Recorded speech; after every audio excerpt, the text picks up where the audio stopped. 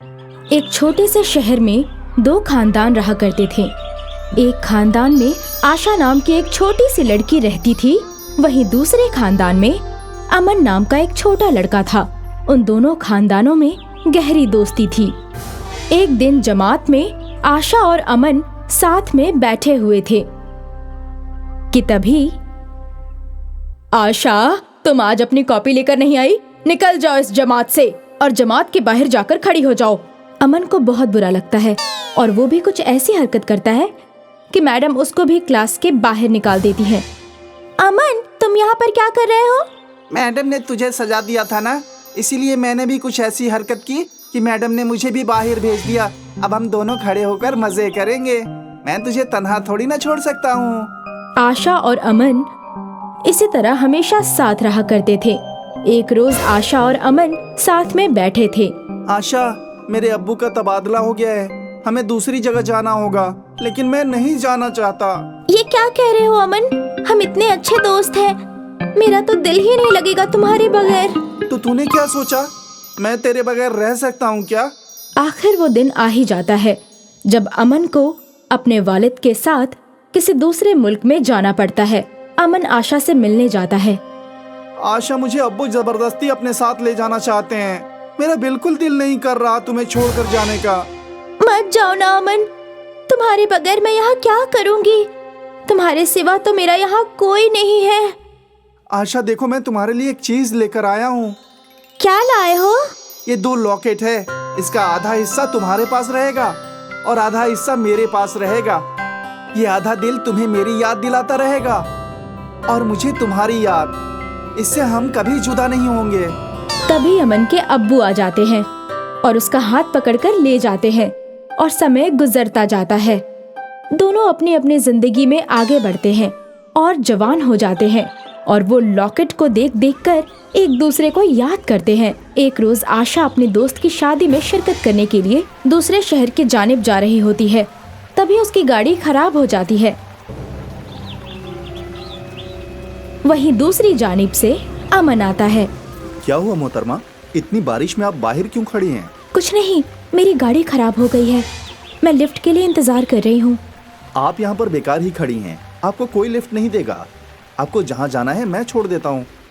नहीं नहीं, तकलीफ उठाने की कोई जरूरत नहीं है, मैं खुद अपनी मदद कर लूंगी। जिद छोड़िए और मेरी गाड़ी में बैठ जाइए, मुझ पर यकीन कीजिए।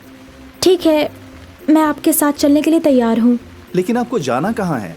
मुझे यहाँ के सरपंच वीरपाल जी के यहाँ जाना है, उनकी दुख्तर की शादी है। अच्छा, मैं भी वहीं जा रहा हूँ। हम दोनों की मंजिल एक ही है। अब हम दोनों साथ ही चलेंगे। आपको डरने की कोई जरूरत नहीं है, मैं आपको हिफाजत से आपकी मंजिल तक पहुँचा दूंगा। आशा अपने दोस्त की शादी में पहुँच जाती है। शादी की रस्में शुरू होती हैं और आशा नाच रही होती है कि तभी उसके गले से लॉकेट निकलकर नीचे गिर जाता है, जो अमन को मिल जाता है। अमन उस लॉकेट को देखकर बेइंतहा खुश हो जाता है। अरे, ये तो वही लॉकेट है जो मैंने आशा को दिया था। क्या ये लड़की वही आशा है? अमन आशा से गुफ्तगू करने की कोशिश करता है, पर आशा उसे तनिक भी अहमियत नहीं देती। अमन को आशा से बचपन से ही मोहब्बत थी, लेकिन वो उसे हकीकत बयान नहीं कर पाता। अमन ने आशा से मिलकर पूछा, आशा, तुम किसी को पसंद करती हो क्या? हाँ जी जनाब, मेरी जिंदगी में कोई है जिसे मैं बेहद पसंद करती हूँ। अमन का तो जैसे दिल ही टूट जाता है और वो शादी में से एक तरफ होकर ऊपर के कमरे में चला जाता है। शादी की रस्मों में आशा अमन को ना देखकर बेचैन सी हो जाती है और उसे इधर उधर तलाशने लग जाती है। तभी उसे कोई बताता है कि अमन ऊपर के कमरे में बैठा हुआ है। आशा उसे बुलाने के लिए ऊपर वाले कमरे में जाती है। वहाँ देखती है कि अमन लॉकेट को लेकर बैठा ख्यालों में डूबा है। अमन, मेरा लॉकेट तुम्हारे पास क्या कर रहा है? तुम इस लॉकेट को लेकर इतना परेशान क्यों हो रही हो? तुम्हारी हिम्मत कैसे हुई मेरे लॉकेट को हाथ लगाने की? तुम होते कौन है लॉकेट को छूने वाले? तुम नहीं जानते, मेरे लिए ये लॉकेट मेरी जान से भी ज्यादा प्यारा है। क्यों, ऐसा क्या है इस लॉकेट में? तुम्हें इससे क्या? ये मेरे बचपन की मोहब्बत है जिसे मैं कभी नहीं भूल पाई। ये मेरे बचपन के दोस्त ने मुझे दिया था, जिसे मैं आज तक तलाश रही हूँ। लॉकेट की मदद से तो तुम तलाश रही हो, लेकिन जब तुम्हारा दोस्त सामने आया तो तुमने उसे पहचाना ही नहीं। आशा, तुम कहना क्या चाहते हो? साफ साफ कहो ना, तभी अमन अपना लॉकेट भी उसे दिखाता है और दोनों लॉकेट को जोड़ देता है, जिससे एक दिल बन जाता है। आशा उसे देखकर खुश भी होती है और हैरान भी। आशा अपने लड़खड़ाती जबान से कहती है, अमन, तुम मुझे यकीन नहीं हो रहा है कि तुम वापस आ गए। मैं तुम्हारा कितना इंतजार कर रही थी, हर जगह तुम्हारी तलाश की। ऐसा कोई रोज नहीं गया जिस दिन मैंने तुम्हारे बारे में सोचा ना हो। यही हाल मेरा है, मैं तुम्हें कभी नहीं भूल पाया। मैंने बचपन से ही तुमसे मोहब्बत की है। दोनों एक दूसरे के गले लग जाते हैं।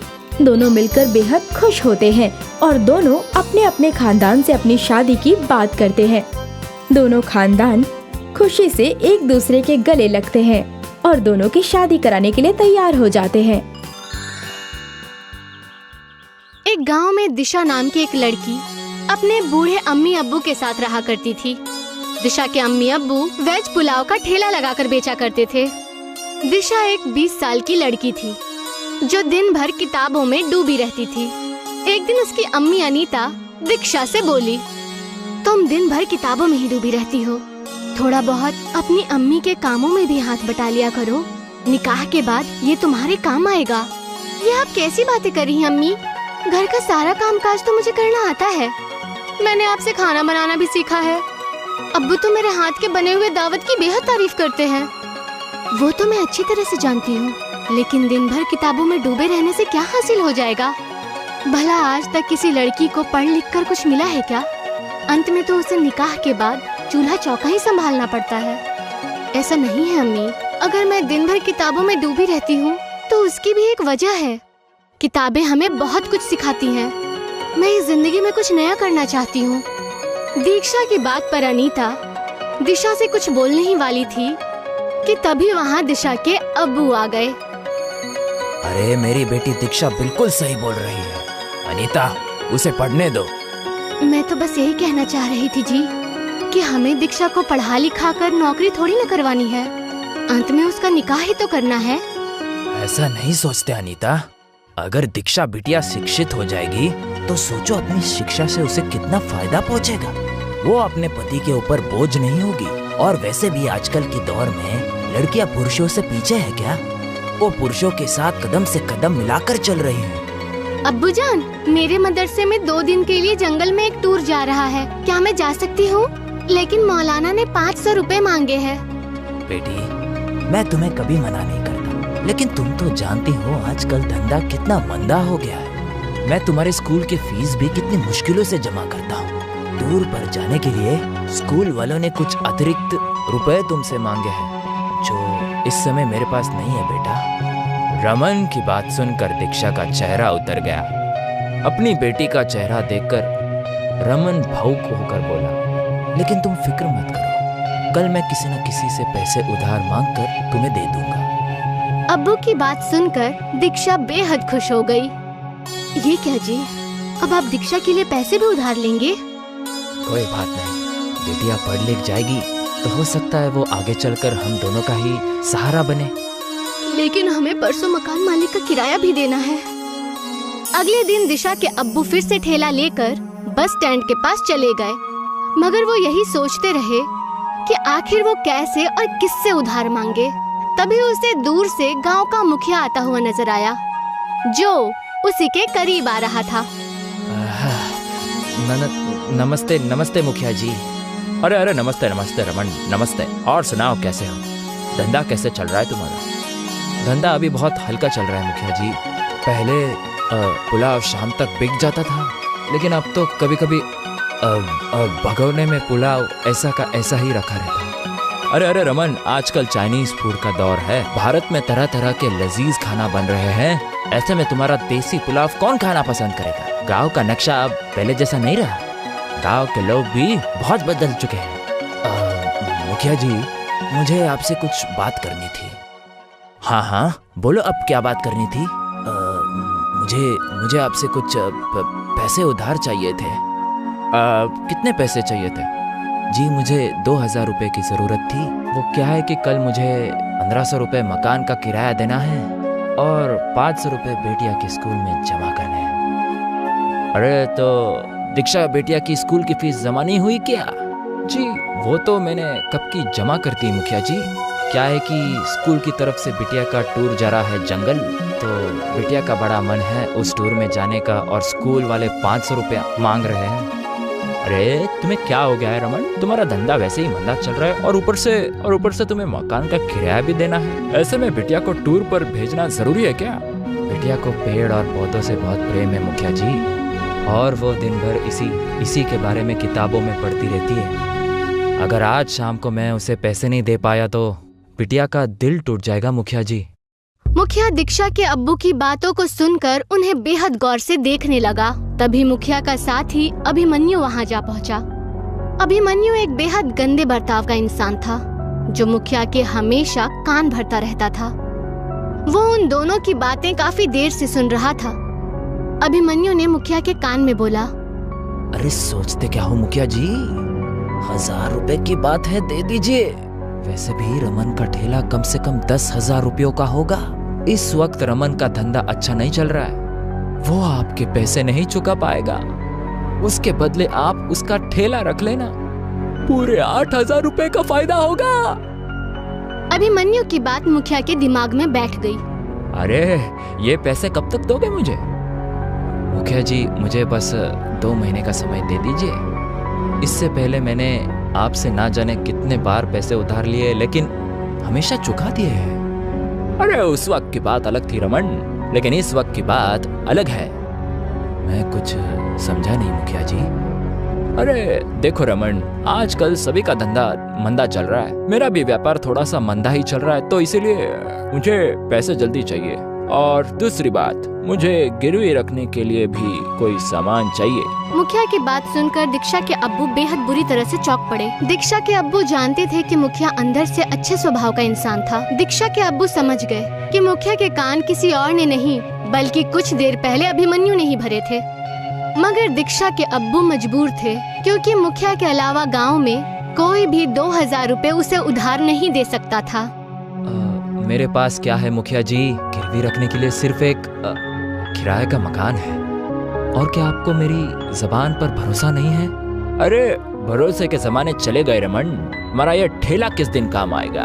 अगर तुम मुझे महीने के अंदर अंदर पैसे नहीं दे पाए तो मैं ये तुम्हारा ठेला जब्त कर लूंगा, और तुम्हें इस बात का कोई बुरा नहीं मानना चाहिए। दीक्षा के अब्बू सोचते हुए बोले, ठीक है मुखिया जी, जैसी आपकी मर्जी। मुखिया मुस्कुराता हुआ वहाँ से चला गया। शाम को दीक्षा के अब्बू ने 500 रुपए दीक्षा को दे दिए। दीक्षा बेहद खुश होकर वहाँ से चली गई। दीक्षा के अब्बू ने सारा मसला दीक्षा की अम्मी को कह सुनाया। ये क्या किया आपने? आप बेहद अच्छी तरह से जानते हैं कि अभिमन्यु एक नंबर का बेईमान आदमी है। मुखिया जी एक अच्छे स्वभाव के और नेक दिल इंसान है। जरूर अभिमन्यु की तुम्हारे ठेले पर नीयत खराब हो गई होगी। आखिर मुखिया जी आपका ठेला लेकर क्या करेंगे?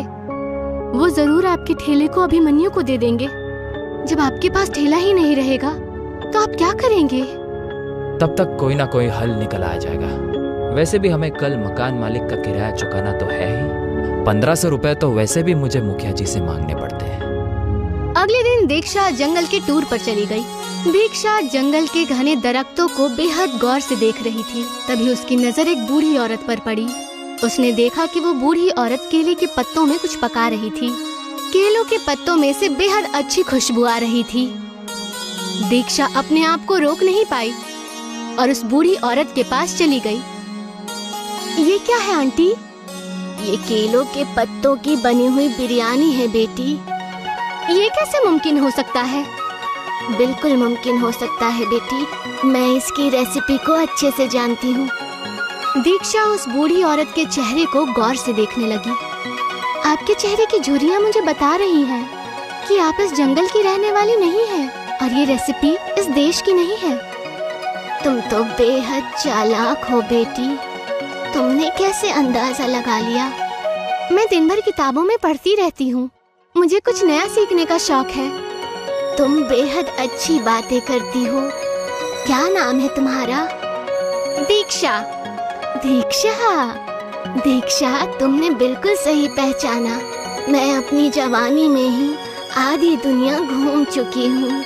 मेरे खानदान के सभी लोग मुझे छोड़कर विदेश में बस गए हैं। उस दिन के बाद इस दुनिया से मेरा दिल बिल्कुल ही हट गया और मैं जंगलों में ही अकेले रहने लगी। क्या आप मुझे ये रेसिपी सिखाएंगी? अगर कोई और कहता तो मैं उसे जरूर मना कर देती, लेकिन तुम बेहद अच्छी हो। तुम्हारी आंखों की चमक बता रही है कि तुम्हें आगे बढ़ने का बेहद शौक है। ये लजीज बिरयानी जरूर तुम्हें सिखाऊंगी। बूढ़ी औरत ने दीक्षा को लजीज बिरयानी की रेसिपी बता दी। शाम को दीक्षा अपने घर पर चली गई। वक्त ऐसे ही गुजरता रहा। दीक्षा के अब्बू का काम बंद हो गया और मुखिया अभिमन्यु के साथ आकर दीक्षा के अब्बू का ठेला छीनकर ले गया। दीक्षा के अब्बू का धंधा एकदम ठप हो गया और ऊपर से उसके सर पर मकान के किराए का कर्ज भी बढ़ गया था। कितनी बार आपको समझाया मैंने, पर आपको समझ में ही नहीं आया। अरे क्या जरूरत थी दीक्षा को इतना ज्यादा पढ़ाने की? अब बताइए, दीक्षा को पढ़ा लिखा कर क्या फायदा मिला? कितने भी पैसे खर्च हुए हैं, अगर वो हम बचा कर रखते तो आज हमारे कुछ काम आते। अरे इसमें दीक्षा का कोई दोष नहीं है अनीता। तभी वहाँ पर दीक्षा आकर बोली, अब्बू जान मेरे पास एक तरकीब है। कैसा उपाय बेटी? कुछ महीने पहले जब मैं जंगल के टूर पर गई थी तो मैंने वहाँ पर एक बूढ़ी औरत से बिरयानी की रेसिपी सीखी थी। मुझे लगता है कि अगर वही बिरयानी हम अपने गांव में बनाकर बेचे तो हमें बेहद मुनाफा होगा। ये कैसी बातें कर रही हो बेटी? तुम कहना क्या चाहती हो कि तुम्हारे पिताजी अच्छी पुलाव नहीं बनाते थे? अनीता, मुझे लगता है कि दीक्षा बेटी सही बोल रही है। मुखिया जी भी यही बोल रहे थे कि आजकल भारत में नई नई चीजों का दौर है। जब तक हम कुछ नया नहीं करेंगे तो ऐसे ही बिछड़ते रह जाएंगे। लेकिन दिक्कत ये है जी कि बिटिया की बात अगर मान भी ली जाए तो आप वो बिरयानी बेचोगे कहाँ? ठेला तो वो अभिमन्यु छीन कर ले गया। अब उसकी चिंता मत कीजिए अम्मी। मैंने अपने घर के मसले के बारे में अपनी टीचर से बात की थी। उनकी एक दुकान गांव में खाली पड़ी है। उन्होंने मुझसे कहा है कि जब तक तुम्हारे अब्बू के पैसों का मसला हल नहीं हो जाता तक वो हमें अपनी दुकान दे सकती है। दीक्षा की बात सुनकर दीक्षा के अब्बू खुश हो गए। अगले दिन दीक्षा अपने अब्बू को खेतों में ले गई और अपने अब्बू जान के साथ बेहद सारे केलों के पत्तों को तोड़कर दुकान पर ले गई। दीक्षा के अम्मी और अब्बू ने पहले से ही दुकान की साफ सफाई कर दी थी। दीक्षा ने केले के पत्तों में बासमती चावल और कुछ अन्य चीजें डालकर उन्हें अंगारों पर पकने के लिए रख दिया और कुछ ही देर में पत्तों की बिरयानी बनकर तैयार हो गई। उसमें से इतनी अच्छी खुशबू निकल रही थी कि वहाँ से जाने वाले लोग खुद को रोक नहीं पाए। तभी एक आदमी उनके दुकान पर जाकर बोला, अरे आपकी दुकान में से तो बहुत अच्छी खुशबू आ रही है। क्या ये कोई नई होटल है? दीक्षा के अब्बू कुछ बोलते उससे पहले ही दीक्षा ने उस आदमी से बोला, आपने बिल्कुल सही पहचाना, ये हमारा नया होटल है, केले के पत्तों की बिरयानी वाला होटल। वो आदमी तुरंत उस दुकान के एक टेबल पर बैठते हुए बोला, मुझे भी एक प्लेट खानी है। तभी दीक्षा ने उसे गर्मा गर्म बिरयानी परोस दी। वो आदमी देखते ही देखते बिरयानी की 4-5 प्लेट खा गया। मजा आ गया। कितने हो गए? 2000 रुपए। उस आदमी ने बेहद खुशी खुशी दीक्षा को 2000 दे दिए। वो आदमी शहर का रहने वाला था और एक फेमस यूट्यूबर था। अरे इस तरह का खाना मैंने जिंदगी में पहली बार खाया है। मुझे नहीं लगता ये भारत में कहीं और बनता होगा। अगर आपको एतराज ना हो तो क्या मैं आपका फोटो केलों के पत्तों के बिरयानी के साथ सोशल मीडिया पर पोस्ट कर सकता हूँ? हाँ क्यों नहीं, इससे तो हमारे होटल को बेहद फायदा होगा। उस आदमी ने दीक्षा की एक तस्वीर पत्तों के बिरयानी के साथ खींचकर फेसबुक पर अपलोड कर दी और वहाँ से चला गया। रमन 2000 देखकर बेहद खुश हो गया। इतने पैसे तो वो 10 दिन में भी नहीं कमा पाता। देखा अनीता, बिटिया का पढ़ना लिखना कितना काम आ रहा है। सोचा अगर हम इसे नहीं पढ़ाते तो हमारी क्या स्थिति होती। आप बिल्कुल सही कह रहे हैं। मुझे तो अपनी सोच पर बेहद शर्म महसूस हो रही है। कुछ ही दिनों में देखते ही देखते दीक्षा की वो फोटोज पूरे भारत में फेमस हो गई। दीक्षा के होटल पे दूर दूर से लोग केले के पत्तों की बिरयानी खाने के लिए आने लगे। कुछ ही महीनों के बाद दीक्षा के अब्बू ने वो दुकान दीक्षा की टीचर से खरीद ली। अब रमन का एक बेहद सुंदर मकान बन गया था और वो गांव केले के पत्तों की बिरयानी के नाम से प्रसिद्ध हो गया था। और ये बात अभिमन्यु को बिल्कुल भी रास नहीं आई और उसने मुखिया से बोला, अरे मुखिया जी, ये तो आपकी इंसल्ट है। आपके गांव का नाम आपकी वजह से नहीं बल्कि दीक्षा की वजह से मशहूर हो रहा है। इससे पहले कि मुखिया अभिमन्यु से कुछ बोलता कि तभी मुखिया की पत्नी गुस्से में बाहर आकर बोली, अब तुम्हें घर में आने की कोई जरूरत नहीं है। अरे ये क्या कह रही हो तुम? अभिमन्यु मेरा साथी है। तुम्हारा साथी नहीं बल्कि तुम्हारा दुश्मन है। अरे तुम्हें तो दीक्षा को इनाम देना चाहिए। दीक्षा की वजह से हमारे गांव का नाम कितना मशहूर हुआ है। हमारे बच्चों को आगे बढ़ने की सीख मिली है। और ये अभिमन्यु दिन भर गांव वालों के खिलाफ तुम्हारे कान भरता रहता है और तुम्हें भड़काता रहता है। इस अभिमन्यु की वजह से तुम्हारा नाम कितना खराब हुआ है, तुम्हें इसका अंदाजा भी है। मुखिया को अपनी बीवी की बात समझ आ जाती है। उसने अभिमन्यु को धक्के देकर घर से बाहर निकाल दिया। शाम को मुखिया और उसकी बीवी दीक्षा के अब्बू के होटल पर बिरयानी खाने पहुँचे। अरे मुझे माफ कर दो रमन, मैंने तुम्हारे साथ बहुत बुरा बर्ताव किया। अभिमन्यु की बातों में आकर मैंने तुमसे तुम्हारा ठेला भी छीन लिया। ऐसा नहीं है मुखिया जी, ये तो ऊपर वाले की लीला है। वैसा नहीं करते तो भला मैं इतना बड़ा आदमी कैसे बनता। लेकिन मैं कितना भी बड़ा क्यों ना बन जाऊं, आपसे हमेशा छोटा ही रहूंगा क्योंकि आप हमारे गांव के मुखिया हैं। दीक्षा के केले के पत्तों की बिरयानी आज भी शहर से लोग खाने के लिए आते हैं। वानगांव नाम का एक कस्बा था।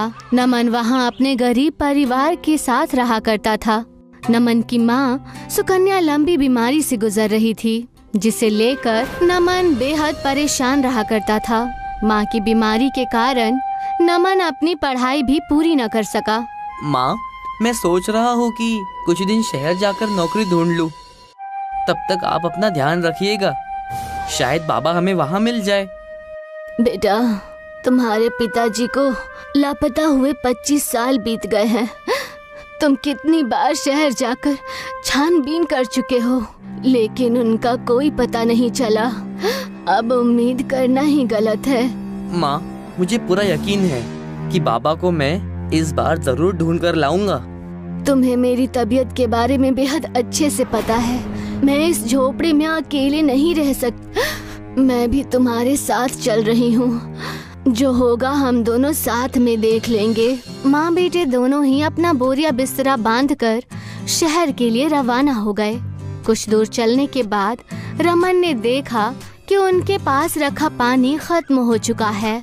मुझे बेहद प्यास लगी है बेटा, कहीं से पानी लेकर आ, वरना मैं गश्त खाकर यहीं गिर जाऊंगी। आप यही पास वाले बगीचे में बैठ जाइए, मैं तब तक पानी लेकर आता हूँ और जल्दी आता हूँ। आप फिक्र मत कीजिएगा।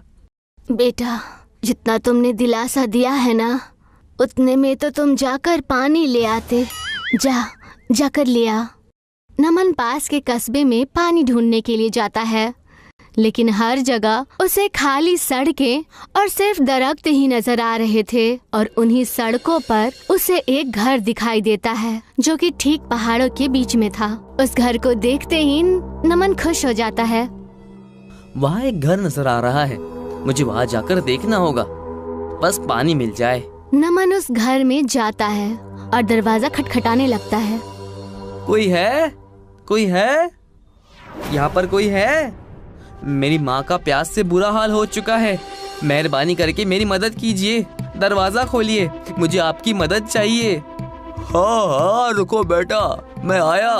उस बूढ़े आदमी ने दरवाजा खोला और मटके से पानी निकाला और ग्लास में लाकर उसे देते हुए बोला, चलो चलो, जल्दी से चलो, मेरे पास ये पानी रखा हुआ है, ये उन्हें पिला दो।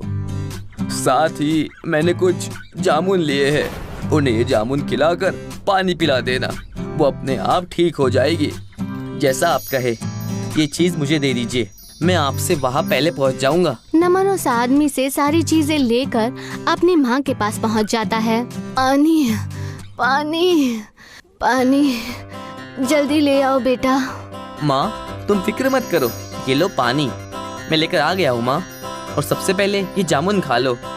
उस जामुन को खाकर नमन की माँ बिल्कुल तंदुरुस्त हो गई, जिसे देखकर नमन बेहद हैरान हो गया। माँ, अब तो एकदम बदल गई है, ये सब क्या है? मैंने आपको इतना ठीक तो कभी नहीं देखा।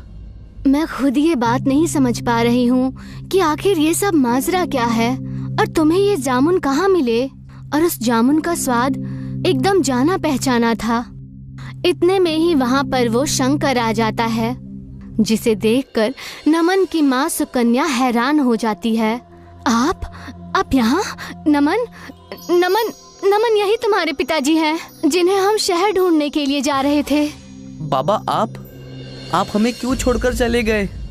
मैं तुम्हें सारी सच्चाई अच्छे से बताता हूँ। उस वक्त गांव में बाढ़ आ चुकी थी। पास का ही एक डैम खुलने की वजह से सारा पानी कस्बे के अंदर आ गया था। अरे शंकर, जल्दी से अपने परिवार को उठाकर उनके रिश्तेदारों के पास भेज दो। डैम खुलने की वजह से इस कस्बे में पानी आ चुका है और जल्दी सारा कस्बा डूब जाएगा।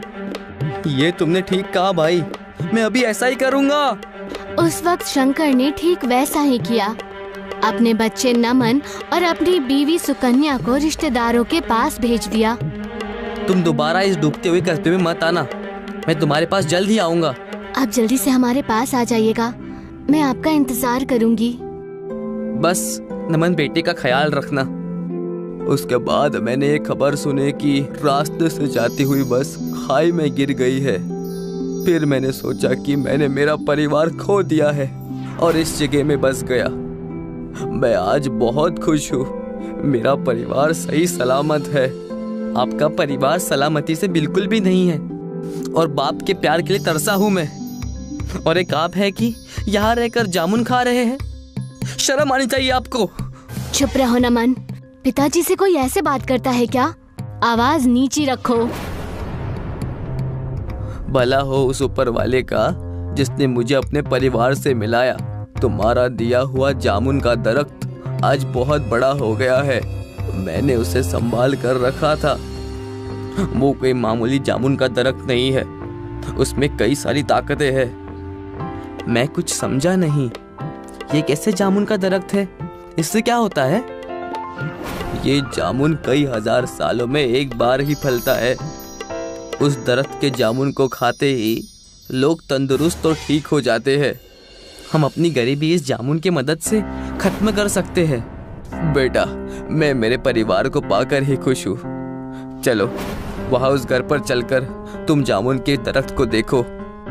नमन अपने पिता और अपनी माँ के साथ जाकर उस जामुन के दरख्त को देखता है कि वहाँ पर एक विशाल जामुन का दरख्त वहाँ खड़ा है, जिसे देखकर वो बेहद खुश हो जाता है।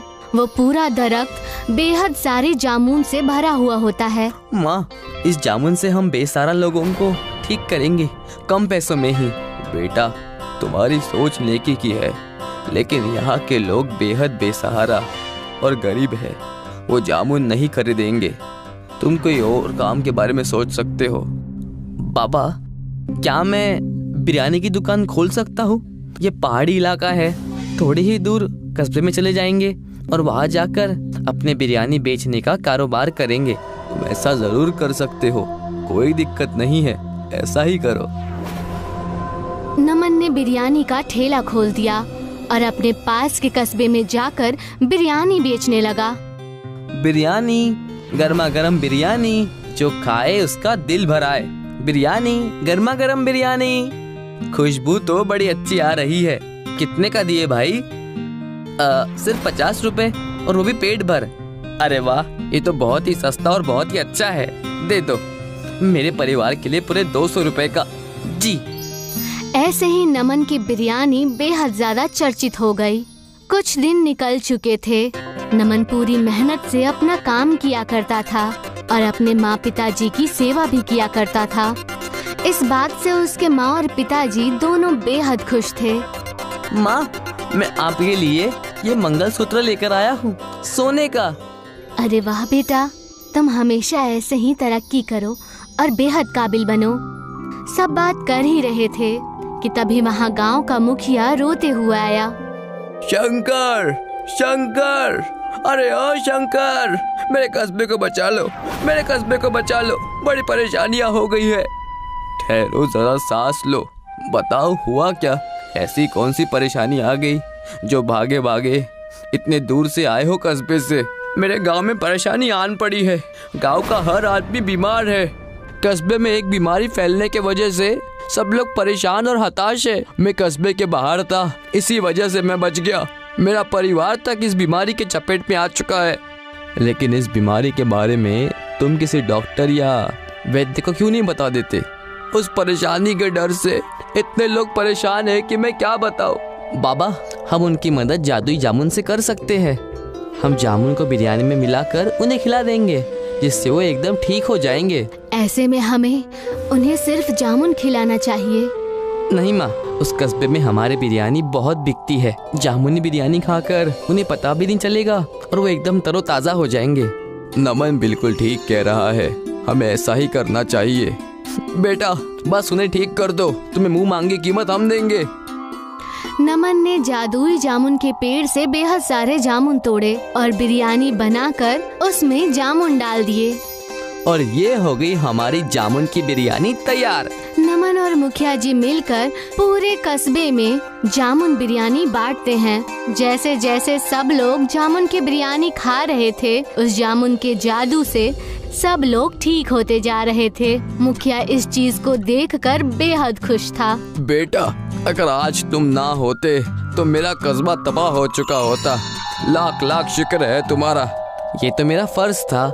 जामुन बिरयानी खाते ही सब ठीक हो गए और ये बात सारी जगह आग की तरह फैल गई। सारे ही नमन से जामुन बिरयानी खरीदकर खाने लगे और नमन की तारीफें करने लगे। नमन के पूरे परिवार को नमन पर नाज था और फिर सभी लोग खुशी खुशी एक साथ रहने लगे। बोरा गांव में एक छोटा सा स्कूल है जो कि बहुत साल पुराना है। स्कूल की हालत बेहद खराब है। बच्चों के बैठने वाली बेंच टूटी हुई है और उन पर दीमक लगी हुई है। ब्लैक बोर्ड पर दरारें पड़ी हुई है। साथ ही बारिश के मौसम में स्कूल के छत से पानी भी टपकता है। बच्चों, जल्दी से अपना होमवर्क चेक करवा लो, अभी बारिश होने वाली है, नहीं तो तुम्हारी कॉपियाँ भीग जाएंगी।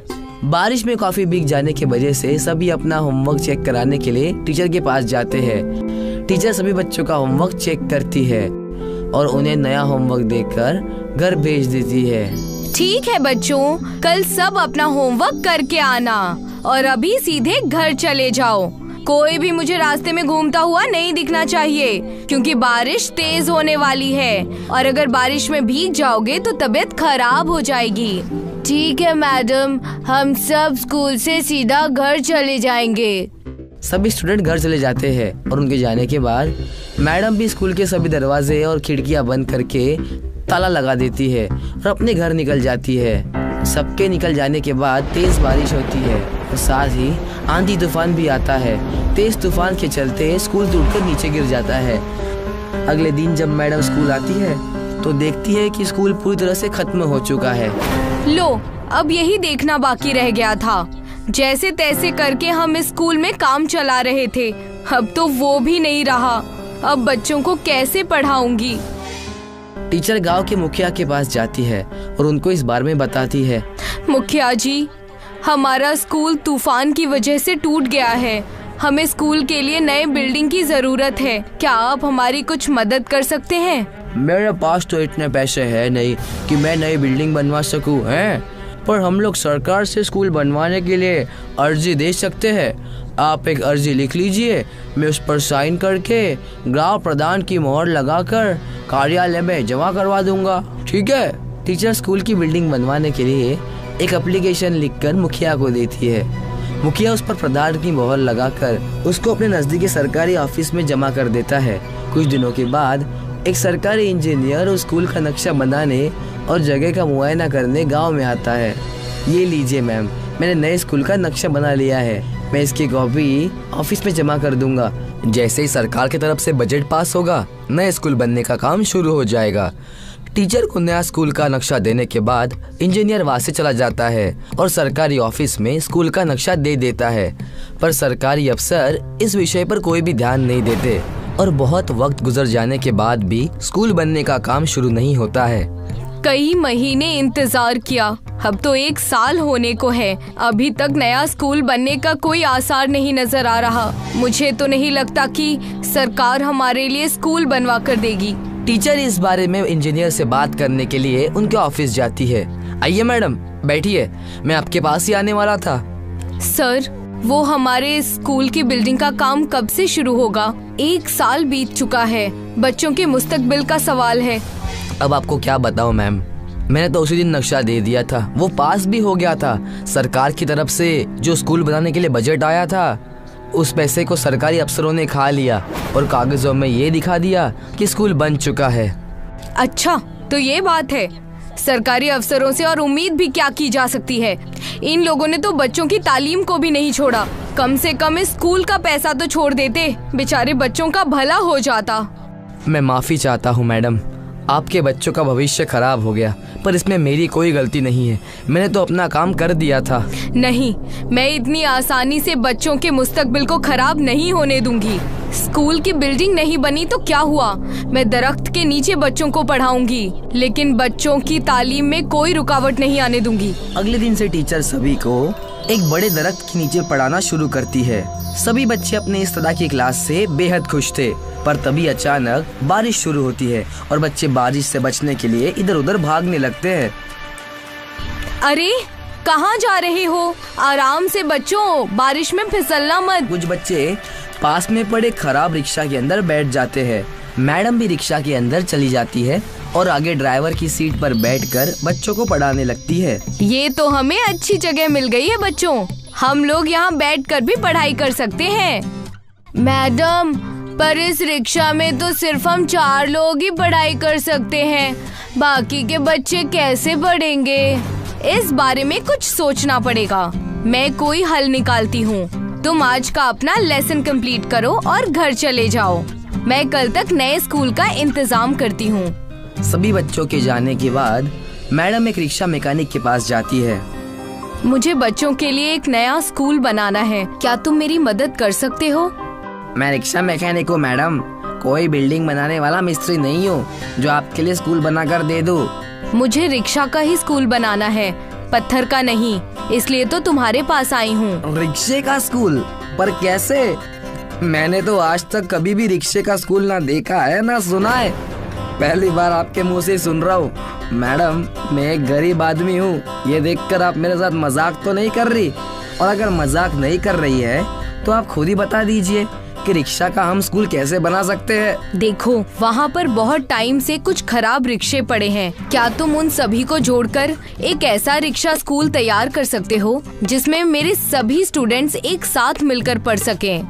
अच्छा, तो ऐसी बात है, आपने पहले क्यों नहीं बताया? यह तो मैं अच्छे से कर सकता हूँ। आप सब मेरा कमाल देखते जाइए। मैं सभी खराब रिक्शा को जोड़कर एक ऐसी स्कूल बनाऊंगा कि आप देखती रह जाएंगी। अब वो मैकेनिक सारे खराब पड़े हुए रिक्शा को एक जगह इकट्ठा करता है और एक एक करके जोड़ देता है। ये लीजिए मैडम, आपका रिक्शा स्कूल चकाचक बनकर तैयार हो गया है। अंदर में ब्लैक बोर्ड फिट कर दिया है। बहुत बहुत शुक्रिया। तुम्हारा जो भी बिल हुआ है वो मुझे दे दो, मैं पे कर दूंगी। कैसी बात कर दी है मैडम आप? बच्चों के भविष्य के लिए आप इतना कुछ कर रही है और मैं इतना भी काम नहीं कर सकता क्या? और वैसे भी मेरी बेटी स्नेहा को आप ही पढ़ाती है ना? ठीक है, फिर मैं चलती हूँ, बच्चों के स्कूल का टाइम हो रहा है। अब टीचर रिक्शा स्कूल के ड्राइविंग सीट पर बैठकर उसे चलाने लगती है और बच्चों के घर जाकर उनको पिक करती है। एक औरत को रिक्शा चलाता देखकर लोग उनका मजाक उड़ाते हैं, पर टीचर उनकी बात पर कोई ध्यान नहीं देती है। अरे वो देखो, औरत रिक्शा चला रही है। अब टीचर सभी स्टूडेंट को उनके घर से पिक करती है और सभी को रिक्शा स्कूल के अंदर पढ़ाती है और छुट्टियां होने पर सभी को घर पर ड्रॉप कर देती है। सभी बच्चे भी मन लगाकर पढ़ाई करते हैं और एग्जाम में टॉप करते हैं। ये देखो बच्चों, हमारे स्कूल के बारे में न्यूज़पेपर में आर्टिकल छपा है, सभी ने टॉप किया है, इसलिए सभी स्टूडेंट्स को नई क्लास के लिए ऑल द बेस्ट। अब ये बात सभी जगह फैल जाती है कि एक टीचर स्कूल न होने की वजह से रिक्शा में घूम घूम कर बच्चों को पढ़ाती है। सरकार के कानों तक जब ये बात पहुंचती है तो सरकार उन घुसखोर अफसरों को नौकरी से निकाल देती है जिन्होंने स्कूल बिल्डिंग का पैसा खाया था, और टीचर को उसके इस नेक काम के लिए अवार्ड से सम्मानित करते हैं।